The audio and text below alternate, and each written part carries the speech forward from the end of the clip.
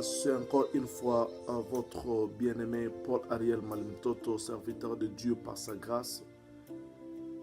À ce jour encore, je viens auprès de vous partager la parole de Dieu, quelque chose que Dieu m'a mis en cœur. Je vais parler sur un enseignement intitulé « L'avertissement de Dieu ». Mon message est intitulé « L'avertissement de Dieu ». Nous ouvrons nos Bibles dans Jonas chapitre 1, versets 1 à 3. Qu'est-ce que la Bible dit? La parole de l'Éternel fut adressée à Jonas, fils d'Amittai, à ce mot. Lève-toi, va à Ninive, la grande ville, et crie contre elle, car sa méchanceté est montée jusqu'à moi. Jonas se leva pour s'enfuir à Tarsis, loin de la face de l'Éternel. Il descendit à Japhon et il trouva un navire qui allait à Tarsis. Il paya le prix du transport et s'embarqua pour aller avec les passagers à Tarsis, loin de la face de l'Éternel. La parole de l'Éternel fut adressée à Jonas, fils d'Amittai, à ce mot. Lève-toi, va à Ninive, car sa méchanceté est montée jusqu'à moi. Dieu était en colère contre la ville de Ninive, car la ville de Ninive, à cette époque, elle vivait dans une très grande méchanceté. Cette ville, il se faisait des choses qui déplaisaient au Seigneur. Il se faisait des choses qui n'honoraient pas le nom de Dieu. Et Dieu était auprès de déverser son jugement contre cette ville. Mais laisse-moi vous dire que notre Dieu, c'était Dieu d'amour et c'était Dieu de principe. Notre Dieu, avant de juger un peuple, notre Dieu, avant de déverser son jugement ou sa condamnation contre une personne, contre une famille, contre un peuple, contre une nation, contre le monde, il envoie d'abord un messager. Et ce messager a pour rôle d'avertir, l'avertissement. Laisse-moi vous dire, bien-aimés, Dieu punira la méchanceté. Ce que l'homme aura semé, il le moissonnera. Bien-aimé dans le Seigneur, ce que tu fais dans les ténèbres, ce que tu fais, tu crois que personne ne te voit. Mais Dieu te voit. Dieu te voit. Ces choses-là que tu fais, ne crois pas que ça passe inaperçu aux yeux de Dieu. Cette méchanceté, cette vie d'adultère, cette vie d'impédicité, cette vie de mensonge, cette vie de vol, cette vie d'escroquerie, cette vie-là que tu mènes, bien-aimé dans le Seigneur, ce que l'homme aura semé, le moissonnera. Et aujourd'hui, les gens sont en train même de tuer au nom du pouvoir. Ils tuent des innocents. Bien-aimé dans le Seigneur, tout cela passera au jugement. La Bible dit que la méchanceté de Ninive a monté jusqu'à moi. Bien-aimé, cette ville, la méchanceté s'accumulait petit à petit, comme toi aussi. Tu as commencé et tu es en train d'accumuler le mal pour mal, mal pour mal, et ta méchanceté est en train de grandir, est en train de se développer. Ces actes, tes péchés, laisse-moi te dire que ça parvient à l'Éternel. Et quand ça parvient à l'Éternel, Dieu descend. Et quand Dieu descend, c'est pour juger. Mais comme Dieu, c'est un Dieu d'amour, il ne peut pas juger sans avertir. Ça, c'est le premier principe. Voilà pourquoi mon thème est l'avertissement de Dieu. Ce message que je te donne ce soir, c'est un avertissement. Peut-être c'est la journée où tu te trouves. C'est un avertissement. Dieu sait ce que tu es en train de faire. Dieu sait la vie que tu es en train de mener. Dieu sait tous ces secrets, toutes ces choses que tu fais à la secrète, dans la cachette. Rien n'échappe aux yeux de l'Éternel. Et bien aimé, laisse-moi te dire que ce mal ne restera jamais impuni. Ce que tu fais là ne restera jamais impuni. Voilà pourquoi Paul dit ceci. Ce que l'homme aura semé, le moissonnera. Tout ce que tu fais là, c'est la semence. Ces œuvres-là, cette vie secrète, cette vie, mauvaise vie secrète que tu es en train de vivre, c'est une semence. Et laisse-moi te dire, la semence, quand tu sèmes une graine de maïs, cette semence peut disparaître pour état, mais un jour ça finira par sortir. Voilà pourquoi laisse-moi te dire, ce que tu es en train de semer, ce que tu sèmes à faisant du mal contre les autres, à calomnier les autres, à critiquer les autres, à mettre des embûches aux autres, laisse-moi te dire, bien-aimé, un jour, tu moissonneras ce que tu es en train de faire. Tu le moissonneras avant la coucher du soleil, avant que le jour, avant que tu ne rentres dans la terre d'où tu as été tué. Tu moissonneras le mal que tu avais fait aux gens, le mal que tu avais fait à ta femme, le mal que tu avais fait à ton mari, le mal que tu avais fait à tes voisins, le mal que tu avais fait à ta communauté, le mal que tu avais fait aux autres, bien-aimés. Mais Dieu ne juge pas un peuple sans l'avoir averti. Voilà pourquoi il a envoyé Jonas pour avertir ce peuple, afin que ce peuple revienne à lui. Bien-aimés, retenez trois choses. Quand tu fais le mal, Dieu est prêt à déverser son jugement. Il jugera les méchants. Il jugera le péché. Mais Dieu, avant de juger, la deuxième des choses, il envoie un messager pour avertir. Il envoie l'avertissement. Et la troisième point, il passe en action. Si tu reviens à tes œuvres, si tu reviens à lui, il te sauve et il te pardonne. Mais si tu ne reviens pas à lui, tu entres en jugement. Voilà pourquoi, bien-aimé, si tu lis dans l'histoire de la Bible, Dieu a agi dans ces trois positions. Prêt à juger, mais avant de juger, il envoie l'avertissement. Et si le peuple revient à lui, il pardonne. Et si le peuple ne revient pas, il juge.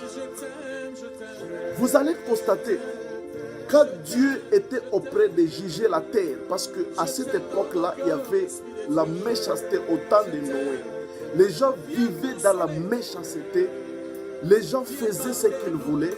Les gens se mariaient. Ils mariaient leurs femmes. Les gens vivaient dans le plaisir de ce monde. Les gens vivaient dans des choses qui déplaisaient au Seigneur. Et Dieu était prêt à juger l'humanité. Il voulait juger l'humanité par la déluge, une très grande pluie qui devait s'abattre sur la terre pour détruire la terre et les hommes et les animaux et tout ce qui est sur la surface de la terre. Mais Dieu, avant de déverser ses jugements, il avait envoyé son serviteur Noé comme prédicateur. Pour avertir le peuple qu'il y a un jugement de Dieu qui va venir. Et le peuple, la Bible dit, ne s'en tenait pas compte. Le peuple, il vivait comme si cela ne pouvait pas arriver. Jusqu'au jour où Dieu a dit au peuple, il a ordonné à Noé de construire une arche. Et celui qui entrera dans cette arche ne sera pas jugé Mais celui qui refusera d'entrer dans l'arche sera jugé. Alors, Noé seulement et sa famille entrèrent dans l'arche et quelques animaux. Mais ceux qui ont refusé d'entrer, bien-aimés dans le Seigneur, ceux qui ont négligé l'avertissement de Dieu, ont tombé dans le jugement. Dieu avait détruit la terre par le jugement. Il avait détruit l'humanité. Toute la surface de la terre était détruite, sauf ceux qui ont accepté de revenir et de croire au message de Dieu. Le peuple les 8 personnes, Noé et sa famille, seul Noé et sa famille avaient crié au message de Dieu, mais les autres ont négligé, ont rejeté. Dieu a donné au peuple, au temps de Noé, il a laissé une période de grâce. Il a averti et il a donné une mesure de grâce. La Bible dit que quand Noé avait achevé de construire l'arche, la porte de l'arche était restée 7 jours ouverte pour accueillir quiconque voudra entrer. Mais pendant 7 jours, tout ont négligé et ont refusé jusqu'à le jour où Dieu lui-même avait fermé la porte et le jugement avait tombé sur la terre. Et personne n'avait échappé. Bien-aimé, si tu négliges l'avertissement de Dieu, aujourd'hui nous sommes pendant le temps, la période où la porte de l'arche est ouverte. Le Seigneur t'appelle, Dieu t'appelle à entrer dans notre véritable arche qui est Jésus. Si tu entres dans cette arche qui est Jésus, tu échapperas au jugement. Mais si tu refuses d'entrer à Jésus, laisse-moi te dire que le jugement dernier arrive. Le jugement qui vient, ce ne sera pas la déluge, mais le jugement qui vient, ce sera le feu éternel. Ce sera un feu éternel, un feu qui ne cessera point. Bien-aimé, il est temps d'entrer dans l'arche. L'arche est ouverte. L'arche est encore ouverte. Bien-aimé, je t'accueille aujourd'hui, simple serviteur de Dieu. J'ai fait appel à toi, chère sœur, cher frère. Ne te laisse pas distraire par le monde. Ne te laisse pas distraire par le monde. Le jugement de Dieu arrive à la hâte. Et ce ne sera pas un bon jour. Ce sera un jour mauvais. Et ce sera un jour où tu regretteras pourquoi tu avais négligé d'entrer dans l'arche. Si tu entres dans l'arche qui est Jésus, tu échapperas au jugement de Dieu qui va bientôt s'abattre sur la terre. Je te supplie au nom de Jésus. Je te supplie dans l'amour, mon frère et ma soeur, entre dans l'arche. Parce que Dieu t'aime et il ne veut pas te juger sans t'avoir averti. Et il te donne même la voie d'échapper au jugement, c'est d'entrer dans l'arche. Après l'époque de l'arche, il y avait une autre époque. C'était le temps de Sodome et de Gomorrhe. Le temps de Noé, de Lot. La Bible dit que aussi à cette période-là, la méchanceté de Sodome et de Gomorrhe avait parvenu à Dieu. À cet âge-là, c'est le temps où l'homosexualité avait commencé. Les gens vivaient dans la méchanceté. Les gens vivaient dans l'homosexualité. Les gens vivaient dans l'avarice et dans la perversité. Ils vivaient dans une vie qui était tellement mauvaise.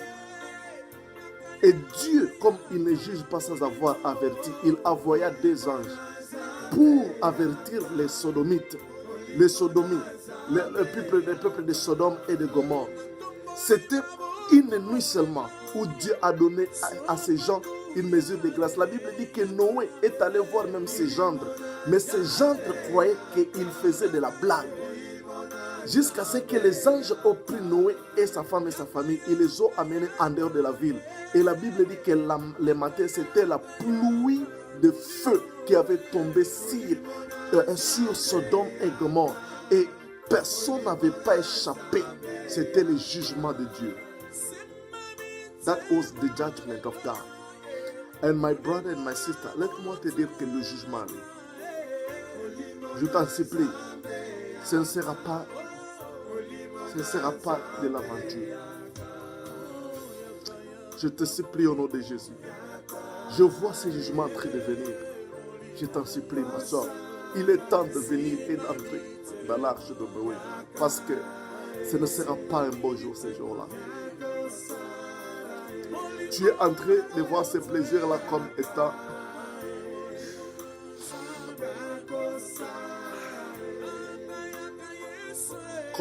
de la blague. Mais ce n'est pas de la blague, ma soeur. Ce n'est pas de la blague, mon frère. Viens dans l'arche. Écoute le message de l'ange de Dieu. Je suis serviteur de Dieu pour venir t'annoncer que ce jour-là ne sera pas un jour de la blague. Le diable est en train de te distraire parce qu'il sait que pour lui, il n'y a plus de salut. Mais pour toi, il y a encore une voie pour échapper à ce jugement-là. Reviens, ma soeur, reviens, mon frère. Entre dans l'arche tandis qu'il est encore temps. Oh my God. Que Dieu t'aide, ma soeur. Oh my God.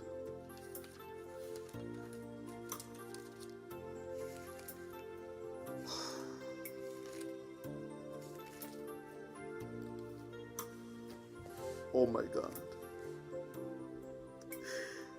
Je prie pour ma soeur et mon frère qui m'écoutent, Seigneur. Laisse qu'il écoute ce message.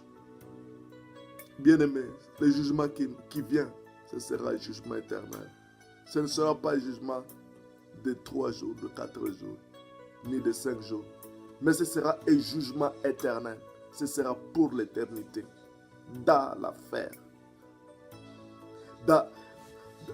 La Bible dit là où il y a les pleurs et des graissements de dents.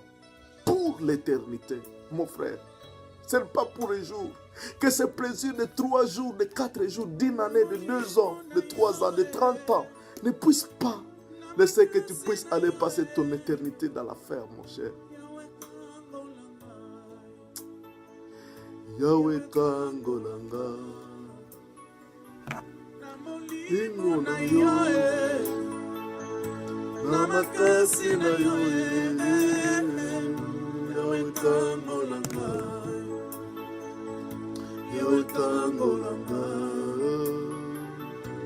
yolongisaki Daniele, libulu ya bakosi, apakita yo,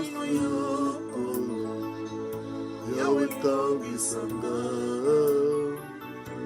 Yolongisaki Daniele, na libulu ya bakosi, Yahweh Kangisanga. Prie avec moi. Tu peux t'agenouiller, demander pardon à Dieu.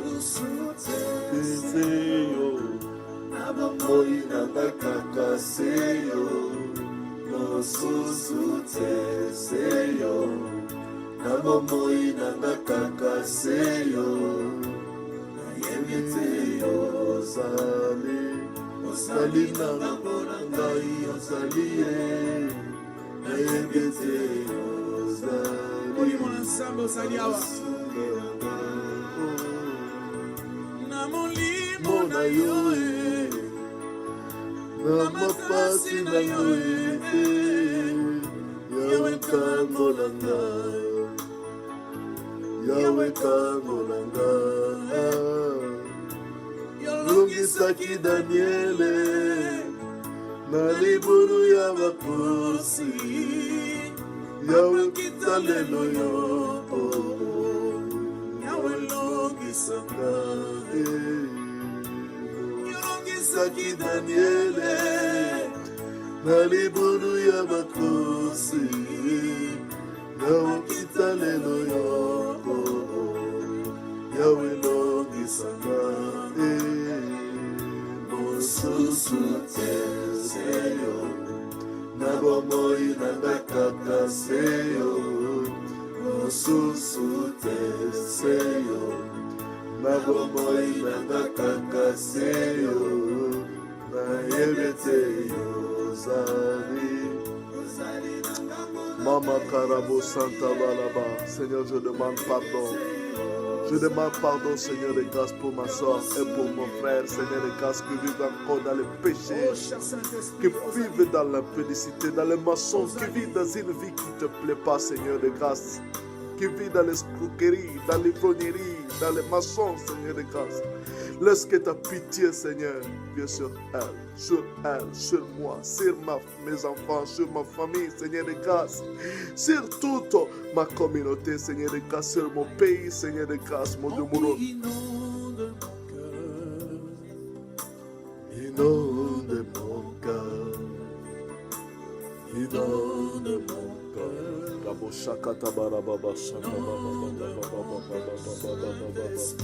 Inonde mon cœur, inonde mon cœur.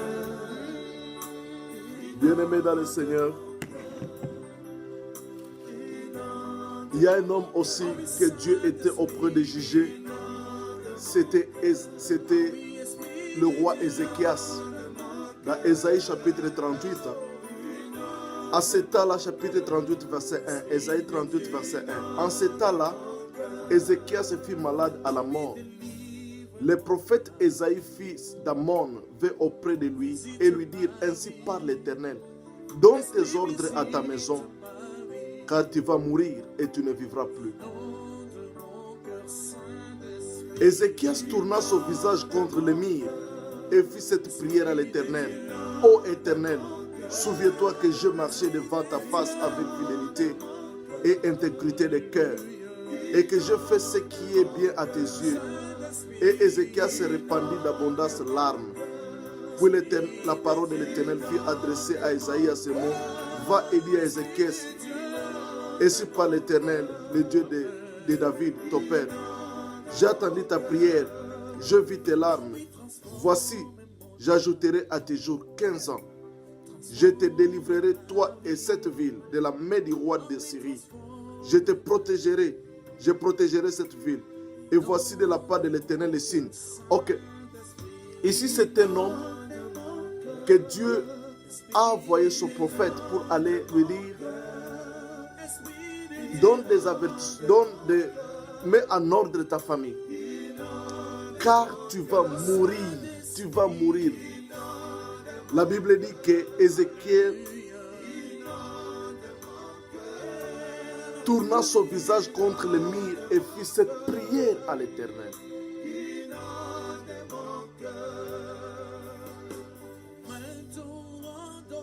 Et la Bible dit que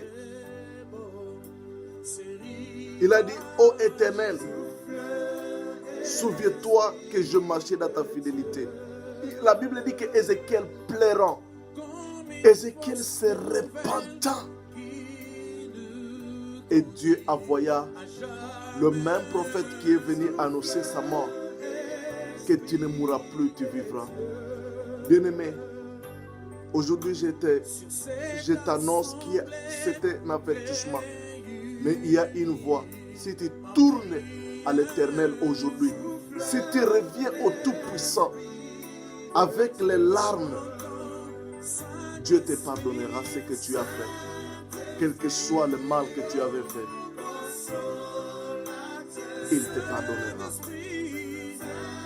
Donc reviens à l'Éternel au nom de Jésus. Amen. Comme une nouvelle force qui nous conduit, les cieux soufflent, Esprit de Dieu. Saint-Esprit, consolateur, Saint-Esprit, révélateur, connais souffle force qui nous conduit à jamais souffler, Esprit de Dieu. C'est dans cet état de présence que je te dis, réfléchis à ce message. Retenez une chose, Dieu ne juge pas sans avertir. Et quand il avertit, il donne un temps de la grâce. Et dans ce temps de la grâce, il te donne le choix. Pour Noé, au temps de Noé, il a donné aux hommes 7 jours seulement. Au temps de Lot, il a donné aux hommes seulement 1 jour. Une nuit seulement, et le jugement de Dieu tombait le matin. Et à ce temps, il te donne aussi l'occasion de revenir. Jonas avait averti aux Ninivites et les Ninivites sont revenus et ils se sont répandus à gênant et Dieu avait pardonné Ninive. Toi aussi Dieu peut te pardonner. Au nom de Jésus. Amen.